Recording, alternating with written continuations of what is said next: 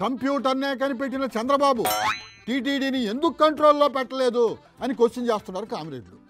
పెద్ద తలకాయలను వదిలేసి చిన్నా చితకా ఉద్యోగులను బలిచ్చేశారని అంటున్నారు అక్కడ రాఘవులు సార్. ఆయన ఏం మాట్లాడుతున్నాడో ఇందాం చెప్పండి సార్. ప్రపంచాన్నంతటినీ కంప్యూటర్లో పెట్టి నియంత్రణ చేస్తానని చెప్పి చంద్రబాబు గారు చెప్తుంటారు. అవును సార్, ఆర్టిఫిషియల్ ఇంటెలిజెన్సీలో ఆయనకున్నంత నాలెడ్జ్ ఇంకెవరికి లేనే లేదు సార్. రియల్ టైం గవర్నెన్స్ అని చెప్పేసి చెప్తుంటారు. అటువంటి వారు ఇంత పెద్ద కార్యక్రమం జరుగుతుంటే అంటే మరి ఇంకా ఆయనకేమి వేరే పనులేమీ ఉండవా ఏంది? చాలా బిజీగా ఉంటారు సారు.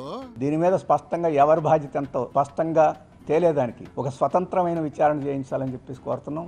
ఎందుకు సార్ మళ్ళా ఆల్రెడీ డిఎస్పీని సస్పెండ్ చేశారు కదా. బకరాలను పట్టుకుంటే ఉపయోగం లేదు. మరి ఎవరిని పట్టుకోవాలంటారు మీరు? పులులను పట్టుకోవాలి. దీనికి కారణమైన వాళ్ళని. పులి నోట్లో తలకాయ పెట్టే సాహసం ఎవరు చేస్తారు సార్? కొన్ని అనుమానాలు కూడా వస్తున్నాయి. ఏం అనుమానాలు సార్? ఇంత పెద్ద కార్యక్రమం జరుగుతూ ఉంటే ఈ ఏర్పాట్లను ఎవరు పర్యవేక్షించారు? టీటీడీ చైర్మన్ ఉన్నాడు కదా. దాని చైర్మన్ ఏమైనా పర్యవేక్షణ చేశాడా? గొడవలు అవుతాయి, జాగ్రత్తగా చూసుకోమని ఎస్పీకి చెప్పారంట సార్ చైర్మన్ గారు.